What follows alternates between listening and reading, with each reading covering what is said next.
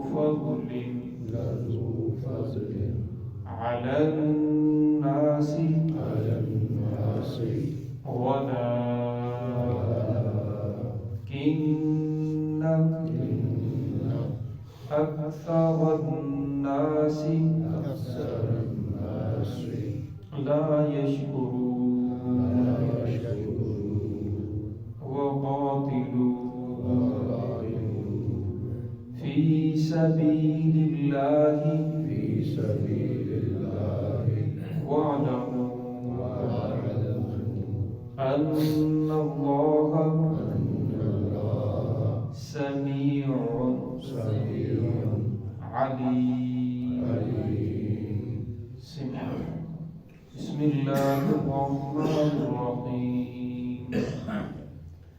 ألم تر إلى الذين خرجوا من ديارهم وهم ألوف حذر الموت فقال لهم الله موتوا ثم أحياهم إن الله لذو فضل على الناس ولكن أكثر الناس لا يشكرون. وقاتلوا في سبيل الله واعلموا أن الله سميع عليم. بسم الله الرحمن الرحيم.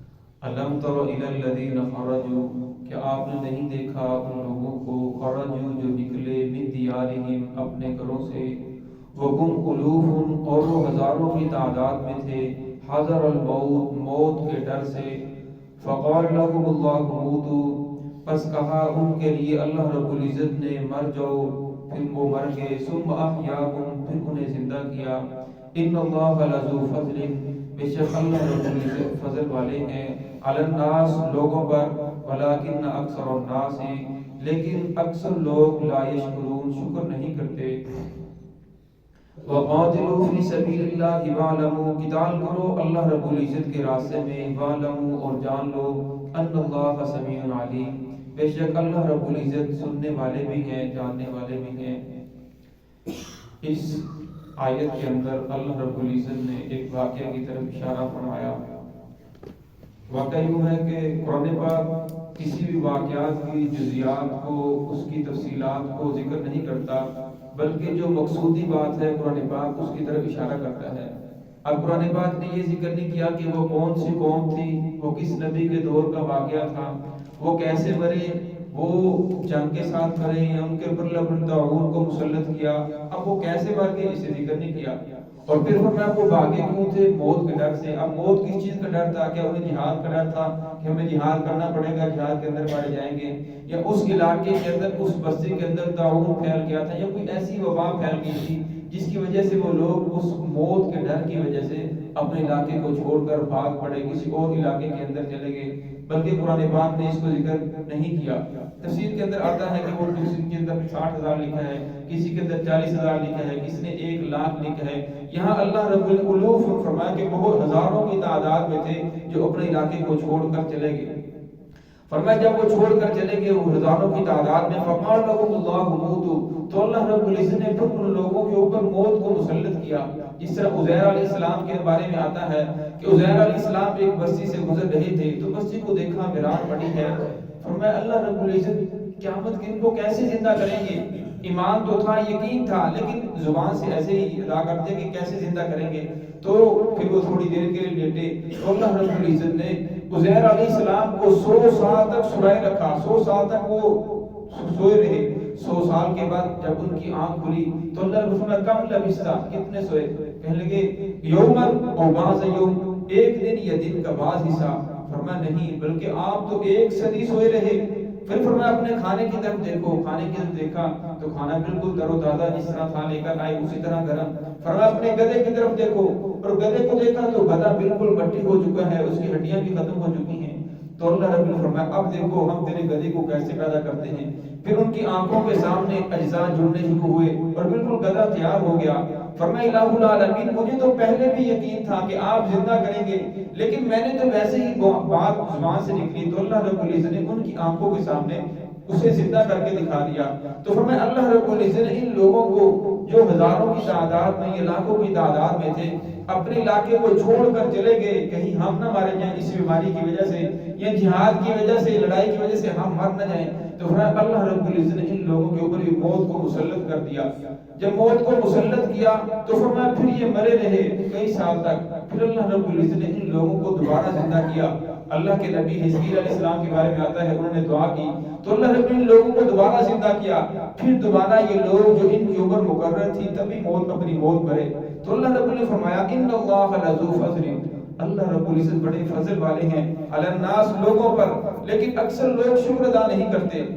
یہ بات ہمارے ہاں بہت عام ہے، کسی کو کوئی پریشانی آتی ہے یہ جو آدمی جو بھی کرتا پھرے وہ کہتا ہے کہ اللہ رب العزت بڑے فضل والے ہیں، اس کی بات بالکل درست ہے، یہ قرآن سے ثابت ہے۔ اللہ رب العزت بڑے فضل والے ہیں، اللہ رب العزت بڑے کریم ہیں، اللہ رب العزت کی رحمت بڑی وسیع ہے، ساری مخلوق چھوٹی ہے، اللہ کی رحمت وسیع ہے، کیونکہ مخلوق ہے لیکن جو رحمت ہے فضل ہے یہ اللہ رب العزت کی صفت ہے، تو یہ بہت زیادہ وسیع ہے۔ لیکن اللہ رب العزت نے فرما دیا کہ میری رحمت کے میرے فضل کے وہی لوگ مستحق ہیں جو لوگ شکر کرنے والے ہیں، ولکن اکثر الناس، فرمایا اکثر لوگ شکر نہیں کرتے۔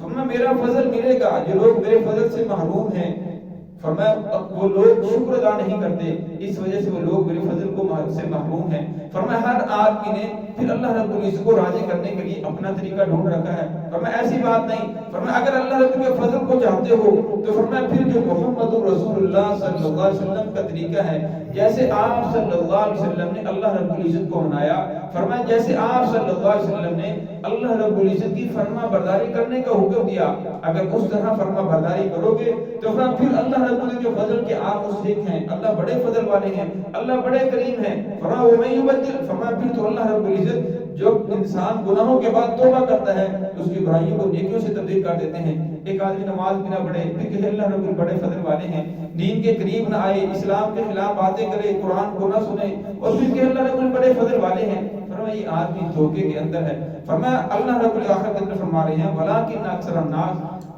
لا یشکرون، لیکن جو اکثر لوگ ہیں وہ شکر ادا نہیں کرتے۔ میں تو بڑا فضل والا ہوں، میں تو بڑا رحیم ہوں، میں تو بڑا کریم ہوں، میں چاہتا ہوں انہیں اپنے فضل سے نوازیں، لیکن یہ لوگ شکر کرنے کے لیے تیار نہیں ہیں۔ علماء نے کرام نے لکھا ہے شکر کرنے کا سب سے افضل طریقہ یہ ہے کہ انسان 5 وقت کی نماز پابندی کے ساتھ پڑھے۔ آدمی کھانا کھاتا ہے، کھانا کھانے کے بعد کہتا ہے الحمدللہ، یہ بھی شکر ادا کرنے کا ایک طریقہ ہے، لیکن فرمایا شکر ادا کرنے کا سب سے افضل طریقہ یہ ہے کہ انسان 5 وقت کی نماز پابندی کے ساتھ پڑھے۔ جب نماز پابندی کے ساتھ پڑھے گا پھر انسان کا ہر عضو، ہر جز اللہ رب العزت کے سامنے حاضری کرے گا، اللہ رب العزت کی ذات کا شکر ادا کرے گا۔ وقاتلوا فی سبیل اللہ، فرمایا قتال کرو اللہ رب العزت کے راستے میں، وَاعْلَمُوا أَنَّ اللَّهَ سَمِيعٌ عَلِيمٌ، اور جان لو اللہ رب العزت سننے والے بھی ہیں اور جاننے والے بھی ہیں۔ اس واقعہ کے اندر اللہ رب العزت بات کی طرف اشارہ فرمایا، فرمایا موت جہاد کے اندر موت نہیں ہے، لڑائی کے اندر موت نہیں ہے، بیماری کے اندر موت نہیں ہے، طاعون کے اندر موت نہیں ہے، فرمایا یہ کرونا وائرس کے اندر موت نہیں ہے۔ کسی بیماری سے بھاگ کر شریعت کا یہ حکم ہے اگر کسی علاقے کے اندر وبا پھیل جائے، طاعون پھیل جائے، کرونا پھیل جائے، کوئی بھی بیماری پھیل جائے تو اس علاقے والوں کو اپنا علاقہ چھوڑ کر کسی اور علاقے کے اندر جانا منع ہے، اور دوسرے علاقے والوں کو اس بستی کے اندر، اس علاقے کے اندر آنا منع ہے۔ جو وہاں کے رہنے والے ہیں وہ وہی رہیں گے، فرمایا اس کی وجہ سے موت نہیں آ سکتی۔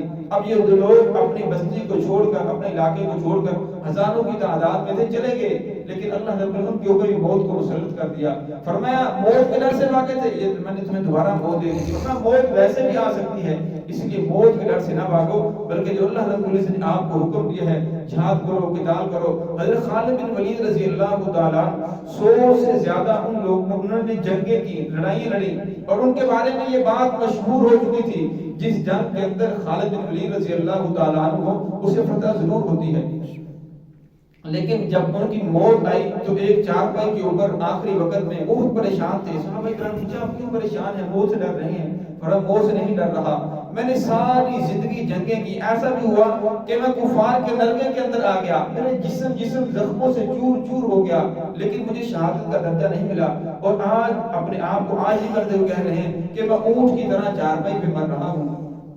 فرمایا موت کے جہاد کے اندر موت نہیں ہے۔ پھر ان کے بارے میں جب یہ بات مشہور ہو گئی کہ جس جنگ کے اندر خالد بن ولید رضی اللہ تعالیٰ عنہ اسے پتہ ضرور ہوتی ہے، یہ پتہ تو خالد بن ولید رضی اللہ تعالیٰ عنہ کی وجہ سے ہو رہی ہے، عمر رضی اللہ تعالیٰ عنہ کو پتہ چلا، انہوں نے فوراً، پہلے یہ سپہ سالار تھے، امیر تھے، فوراً اسے درجے سے ہٹا کر عام سپاہی کی طرح فرمایا اب آپ لڑیں، اور کسی اور کو سپہ سالار بنا دیا۔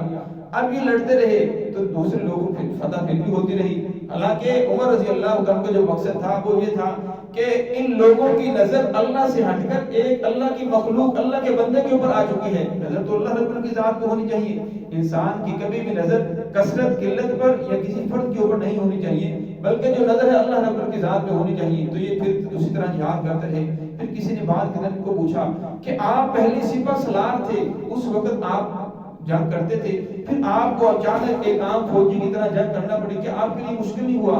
تو کہنے لگے میرے لیے بالکل بھی مشکل نہیں ہوا، پہلے بھی ایک اللہ کے لیے لڑ رہا تھا، فرمایا اس کے بعد میں کفار کے ساتھ ایک اللہ کے لیے لڑ رہا تھا، اس لیے میرے لیے کوئی مشکل نہیں ہوا۔ آج ہمارے دور میں کیا ہو رہا ہے، اگر جماعت کا کوئی بڑا ہوتا ہے اسے کسی عہدے سے ہٹا دیا جائے، وہ اپنی نئی جماعت بنا لیتا ہے، اسے ہٹا دیجیے، انہیں وہ جماعتوں کے ٹکڑے ٹکڑے ہو جاتے ہیں، پھر ہوتا کیا ہے، پھر فرمایا وہ سارے اپنا اپنا ٹکڑا لے کر کسی کے خلاف بھی وہ کام نہیں کر سکتے۔ اس لیے فرمایا جب انسان کی نیت خالص اللہ رب العزت کی رضا ہو، پھر فرمایا وہ عام درجے کے اوپر ہو یا اعلیٰ درجے کے اوپر ہو، پھر سے کچھ فرق نہیں پڑتا۔